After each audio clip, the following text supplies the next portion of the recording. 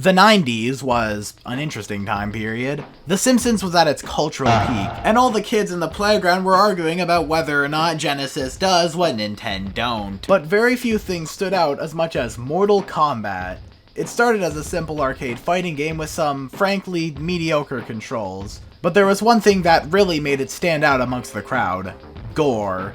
Gore, gore, gore. And with that, the series was brought to worldwide attention, as well as to the attention of the courtroom. That aside, the Mortal Kombat brand still remains relevant today, through games, movies, and more movies. And in 2019, a film by the name of Wu Xia 2 was released, or as it's better known, Immortal Combat: The Code. And today, I'm gonna take a look myself and see if this movie really deserves the low rating given to it by the people on IMDb.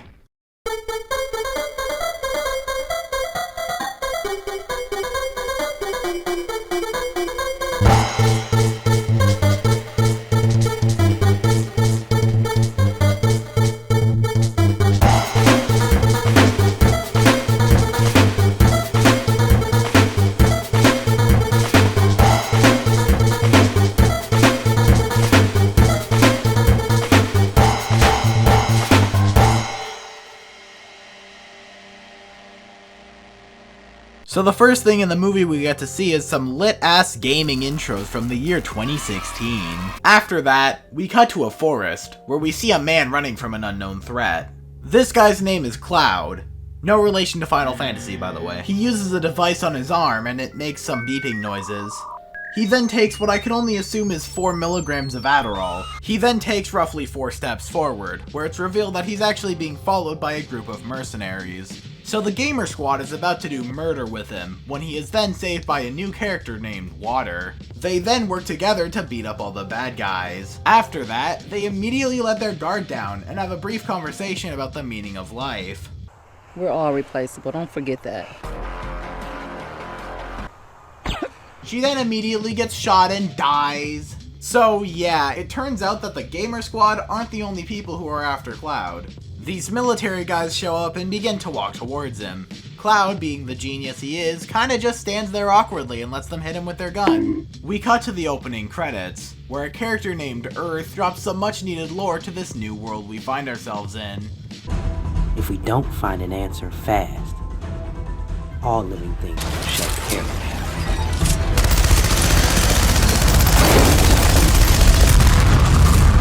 He explains that there are these things called bioscanners in each and every living person on the planet, and as Earth says, they were created to help produce clean air for each individual, but they are expensive. And because of the sheer amount of population, even the bioscanners are now failing. And someone needs to implement the newly developed code to fix this. Now, I wasn't expecting to go into this movie looking for a message about climate change. That, to me at least, somewhat seems that the movie is attempting to justify its own existence by using climate change as an excuse. Earth explains that he's one of the 5 elements that protect humanity. The others are cloud, fire, wood, wind, gold, and water.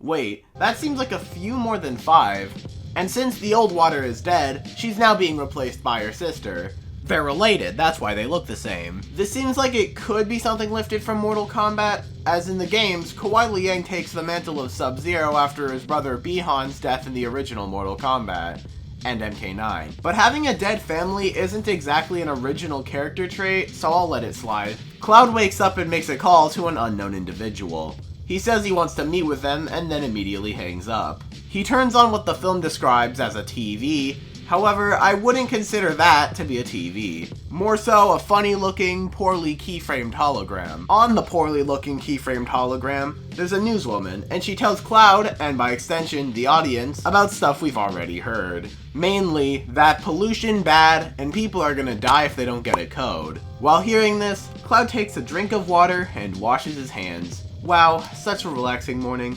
However, his morning is then interrupted when 2 men wearing hazmat suits break into his home. These guys are members of the 411, an organization or group that, does something, the people put him in an ambulance, where he wakes up and then kind of immediately starts to beat up both of them. After that, he's found by Water, and a new character, Dr. Dave. He's apparently part of the Wind Clan, even though it isn't in his name. They untie Cloud and get going. We're now at the villain's lair, which may or may not just be someone's house. There, we get to see some people training for combat. It cuts to Lee, one of the main villains in the story. There's a long shot of him walking through the area, and we get to see some of his thugs lining the walls. You can also see some sick children doing some sick children stuff. He goes to a room with a big curtain, and behind it is his wife, who's referred to as Miss Swan in the captions. Also, she sounds like a robot. Weaker by the hour, thanks to you. Also behind the curtain is their sick child. She tells Lee how much of a failure he is and then hits him with some sort of needle. He then walks away and looks pretty funny doing so. Oh, and if you're wondering about the big bodyguard walking behind him, his name is Bolo, and I love him very, very much. We cut back to the ambulance, where some of the military guys from before check the van and then immediately leave. Oh, that's it. Then the movie puts us in the Elements training area, where we can see Goldenwood practicing, while Fire watches awkwardly in the background. Gold knocks down Wood, only for him to be immediately called a little boy. Little boy. Something I might as well mention is that the elemental heroes don't have any special powers relating to their element. They're just good at fighting. It isn't like Lego Ninjago, where the ninja can just summon their respective elements at will. We then see the other room, where Earth hangs up a conversation with Dr. Dave. The three other elements enter the room, and Earth informs them that Cloud says he's in trouble. He also tells them that he was the one who sent out Water and Dave to help out Cloud. But he also says he wants the other elements to help as well. They set on their way, and we get a zoom in of Earth looking kinda distressed.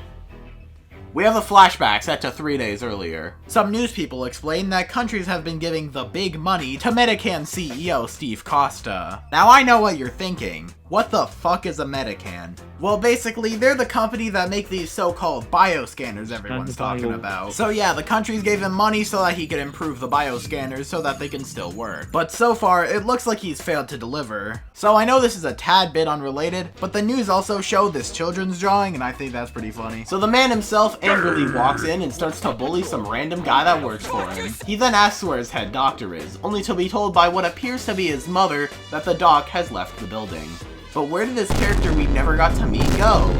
Well, he went to a bar, which is obviously a reference to Rick Sanchez from popular adult animation cartoon Rick and Morty. Also, Doc kinda looks like John Wick from Fortnite. So Jonathan orders a soda, then immediately proceeds to complain about having received a soda. I don't want that. But then the 411 enter the bar. Then they start to surround him like the bully characters in a Darman video. They're about to commit assault in public when they get interrupted by Cloud. Cloud starts a fight with the 411 and Doc helps out the only way he knows how, which is to use a $60 laser keyboard I found on Amazon to type some random numbers, and then he holds a USB stick next to it pretending it'll do literally anything. Cloud then proceeds to beat up all the bad men, and Doc infects him with the code. Cloud then continues to beat them up more because funny, and then walks away. After that, some people that work for Medican show up and literally shoot every witness in cold blood. Jesus Christ! We're now back with Cloud and the homies, where they're walking to God knows where. Here's where we get to see my least favorite character in the movie show her true colors. Earlier in the movie, when she and Dave track down Cloud, she mentions that she's Tracking Emma's killer.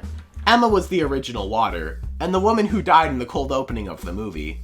Well, it turns out that current Water blames Cloud for the death of old Water, and it becomes such an annoying character trait that it ruins the character. Like, we get it, your sister's dead, but Cloud has shown literally no sign of being the one to kill her. She's just constantly on his ass for doing literally nothing, all seemingly for the sole purpose of creating unnecessary conflict in a movie that already has conflict. And if Cloud was really the one who killed your sister, wouldn't he have already tried to kill you instead of just putting up with your shit? So responding to Emma's bitching, Cloud reveals his dark and brooding backstory. Basically, he used to work for the 411. He reveals that Lee's son is sick because of radiation, and he can be cured by using a green stone. I'm not joking. So he was told to infiltrate the elements. But while training with them, he had a change of heart. Apparently, he learned a lot about respect and honor and stuff, and because of this, he ended up betraying the 411, becoming a double agent against them instead of for them. Here we can see Bolo doing his most important job, and that's holding an umbrella for Lee to stand under. God, I love Bolo so much. Cloud then prepares to fight, and the entire squad jumps up like 6-year-old me after being jump scared in Five Nights at Freddy's. So anyways, he fights them, and then everything goes well, until Lee brings out a mysterious masked fighter that we literally never get to know the identity of and we never see again. Then he gets lightly punched in the abdomen and goes flying backwards in slow motion. Lee talks about how strong Cloud is, so he stabs him and then immediately leaves, giving Cloud an ample opportunity to escape. Wait, what? But to put it simply, Cloud almost dies, but is saved by Earth on the brink of death. Flashback also shows an important character for later in the story. Grand Master. He's the leader of all the elements, and also the main person for deciding who gets to join the clan. So Water, being the absolute Reddit tier gamer god that she is, proceeds to completely ignore that entire fucking scene and instead continues to blame Cloud about her sister's murder. She says that it's somehow completely Cloud's fault, and if Cloud wasn't there, her sister would still be alive.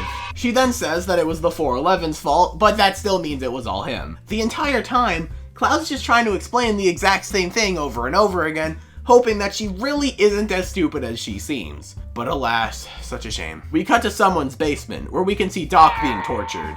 It turns out that the military guys were actually mercenaries, and the leader of them, Marcus, questions him about the code. He refuses to give out any answers, so they bring in BJ. Obvious joke aside, the funniest thing about this character is that he appears in this one scene and proceeds to never be seen again. And yeah, BJ kills Doc. Boo-hoo, so sad. I cry for at least 16.142 hours. So then we see Gold, Fire, and Wood enter the bar and try to figure out what happened. After scanning the room and seeing the fight, he gets a text from Dave. That was Dave. He tells Gold that the 411s want to hunt down Cloud. Fire tells Gold to follow the mercenaries but keep his distance.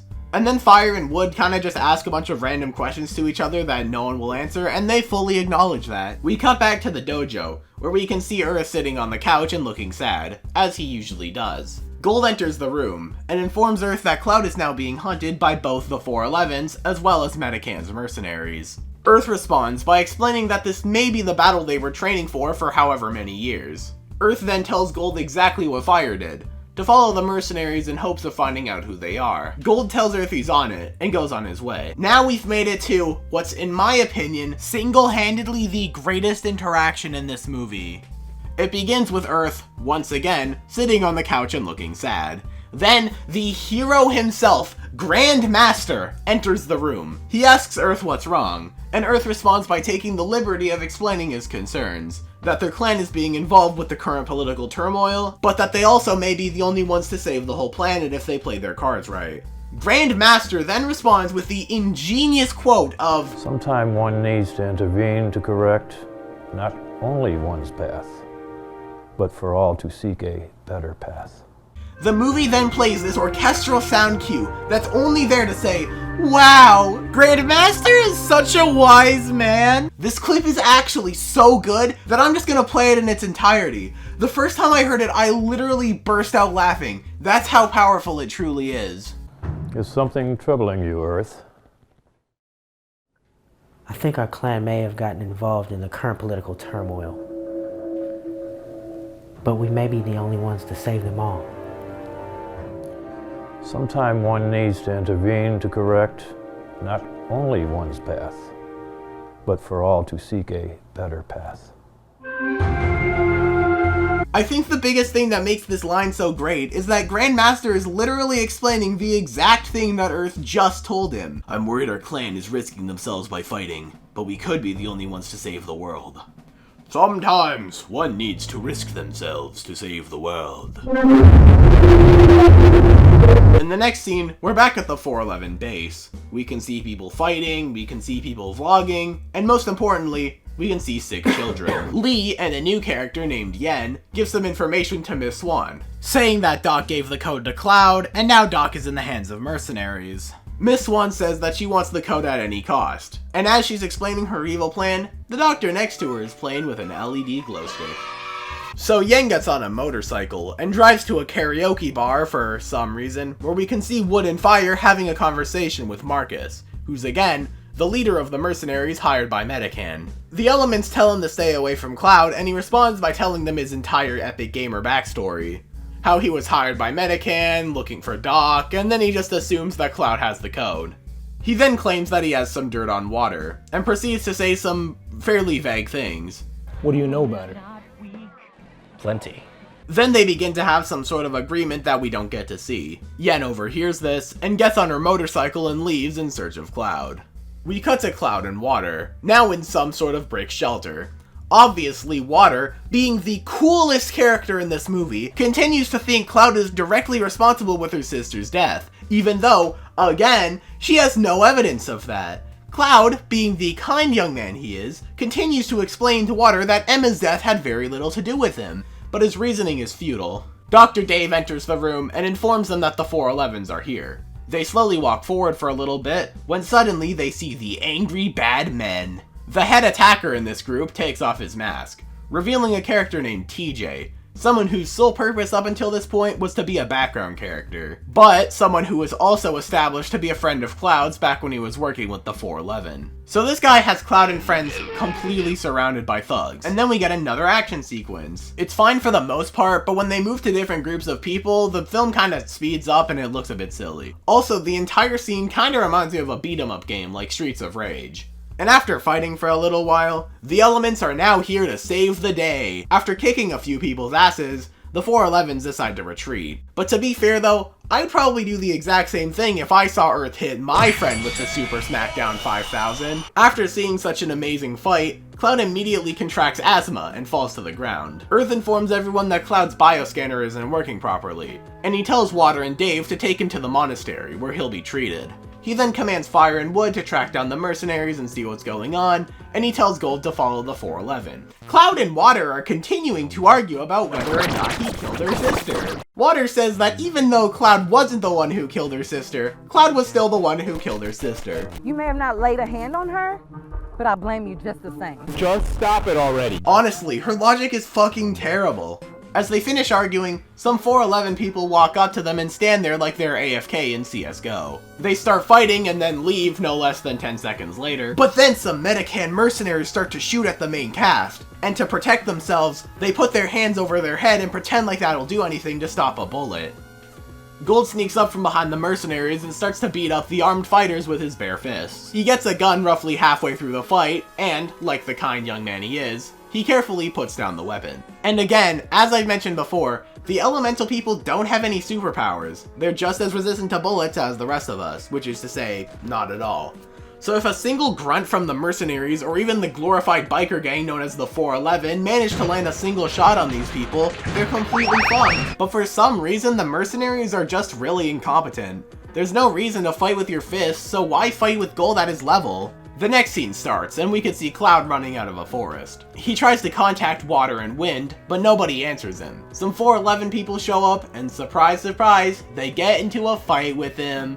That's really what a large portion of the second half of this movie is. Just a bunch of fights loosely connected by story. There's nothing necessarily wrong with that, but it makes the beginning of the movie feel a little bit rushed, since it introduces all of the major characters in the first 10 minutes. Anyways, back to the fight. Cloud calmly talks to some random antagonist about betraying the 411, and then goes out of his way to hit him in the head with the back of a hatchet. But then a man comes up behind him and starts to strangle him. However, he's saved by Dave and Water. Then we cut to them at a harbor of some sort. Cloud prepares to enter a boat heading towards the monastery. Outside, there's a royalty-free rain green screen. On the boat ride, a man I never heard the name of starts questioning Cloud about what happened in the bar. Cloud recounts the entire bar scene in detail, even though we got to see exactly what happened earlier in the movie, okay. They make it to land, and the person that greets them is none other than Lee. He says something about Cloud not looking too good, and then begins another epic fight. We can also see Bolo being a helpful bodyguard and continuing to hold the umbrella for Lee. So Cloud and the unnamed man defend themselves from the grunts, and later on, Cloud even gets into a 1v1 fight with TJ. After beating him, we get a really funny looking close-up of Lee and Bolo looking fucking depressed. But then some sirens can be heard, so Lee and Bolo scurry off like the intimidating villains they truly are. We're now in the woods, where Gold is running about. Yen talks to Marcus about a potential alliance, but is sadly denied. Bloodshed ensues, and a lot of 411 people are now dead, including Yen, but Gold witnesses this, and has some guns drawn at him. Gold demands to know what happened to Doc, and Marcus admits that he killed the doctor as well as Emma. We cut to Cloud running in the woods for like the third time in this movie. He gets tired and lays next to a tree. Water and Earth find him there. Earth asks when the wacky stuff started to take effect, and Cloud says it happened directly after his encounter with Doc. Earth suspects that the thing Doc put into him was also the thing that messed up his bioscanner. Water, being the kind character she is, immediately wants to hand Cloud over to the bad guys. Earth responds by saying, You out of line. Am I? yes! Lee and now a less robotic Miss Swan show up. She reveals that the thing Doc injected into Cloud was the code, and the reason his bioscanner stopped working was because the code is overloading it. Water responds by being Water, and by extension a broken record, and instantly starts blaming Miss Swan for killing her sister. You killed my sister. Miss Swan also explains that Emma actually worked with the 411s and not against them. She also explains a new plot point. Chi is real in this universe, and it's brought up at over an hour into the hour and 19-minute long movie. Earth tells Cloud to call on his Chi, then Miss Swan gets mad when Cloud starts meditating, which is to control his Chi. And of course, this results in yet another fight to break out. But really, it's just the elements beating up the 411 goons, while Lee, Bolo, and his wife just kind of stand there and do nothing. The fight looks like it's about to be concluded, but then the remaining 411 people are shot to death, including dearest Bolo! And also Lee and his wife. Lee, you seem to have a bit of red paint on the side of your head, man. Are you alright? The mercenaries de-camo and immediately get killed by Water. Congratulations, Water! You've done a singular good thing for this movie! Congrats! The single surviving mercenary, obviously being Marcus, reveals that Gold is dead too. And we get a flashback showing that both Fire and Wood betrayed the elements by working with Medican. Well, actually, it's less with Medican and more with Marcus himself, since another flashback shows that Marcus actually killed the CEO of Medican. Maybe they should rename their company to Medicant. So anyways, back to the other flashback. With both Wood and Fire fighting against Gold, you think it would be an easy battle. But strangely enough, Gold was actually completely decimating them for a majority of the fight. Unfortunately for him though, they're eventually able to get the jump on him and end up killing him. When they were asked why they betrayed their friends and clan, they responded by saying, Dude, we're just tired of being poor. and honestly, same, bro. If I was poor, I'd also betray my closest friends. Now that's some solid logic right there. So the elements begin to fight against the traitors. And according to the movie, the fighting lasts until after sundown. And during the entire thing, Cloud's just kind of meditating and relaxing there. I think this fight is supposed to be more climactic than the others, but it really just feels like another fight. The only difference being that it takes place at night. Cloud wakes up, having, I don't know, presumably mastered his chi or some shit, and he starts to flawlessly 1v3 all of them. He does it successfully. And Cloud says he saved the day again, even though this is the first time Cloud's ever saved the day, ever. They walk away, and the scene ends. In the final scene of the movie, we get a brief news statement saying that clean air is being restored now, and that the code has been released. So that's good, I guess. The end. But remember when I said this was Wu Xia 2? Well, if you're wondering about Wu Xia 1, it was a short uploaded to YouTube in 2016, and it's basically a 10-minute long short film where a bunch of people are fighting with no real story. However, it does feature a lot of the same actors and characters as in the sequel, but Water and Gold are noticeably different characters. So now that we've discussed the movie, it's also important to discuss the movie was received rather horribly to say the least. It has a rating of 2.3 stars on IMDb, and the comments on the YouTube upload of the movie seem to be mainly comprised of people getting mad at the movie for being a ripoff of Mortal Kombat. Obviously, people weren't happy to watch a movie where the only two characters on the poster never even showed up in the actual film. But despite that, Immortal Combat isn't a ripoff of Mortal Kombat, it's just branded as one. Besides the title and poster, there's really nothing in common between the two. So then the question hit me. If the film was never intended to be a Mortal Kombat ripoff, then who is the one who decided that it would be branded as one? I reached out to the director of the film, Johnny K. Wu, and asked if he could answer some questions for me. He obliged, and we had this conversation. What inspired you to begin creating and directing films? Been making movies since 1998. I guess I always loved the filmmaking process and also producing events. Were there any specific people or films that got you into the hobby?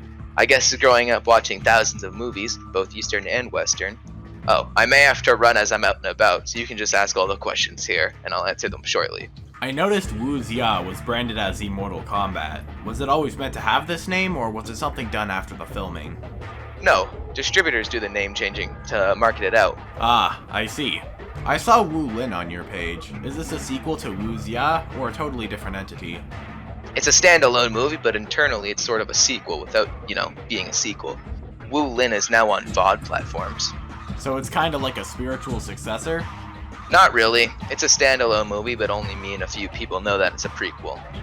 Roughly halfway through the movie, I noticed a particular line spoken by Grandmaster. Sometimes, one needs to intervene to correct not only one's path, but for all to seek a better path. I'm interested in hearing who came up with this specific line, and what went through their head when they made the quote. Lol, I came up with that line. It's hard to make sense unless you listen to it carefully and think of what it implies. Yeah, when the epic orchestral song played after that line, it made me feel pretty confused. Grandmaster is such a wise man! Immortal Combat was a project created for the passion of creating a film. It was never supposed to be a Mortal Kombat ripoff, but it gets judged as one. It's definitely not a great movie. In fact, I'd say it's hilariously bad. But that doesn't mean it's not good. In fact, far from it. In my opinion, Immortal Kombat is definitely worth a watch, just not for the reasons the director intended. It's one of the few films I could think of that perfectly fit the title of so bad it's good. And there's something really great about that.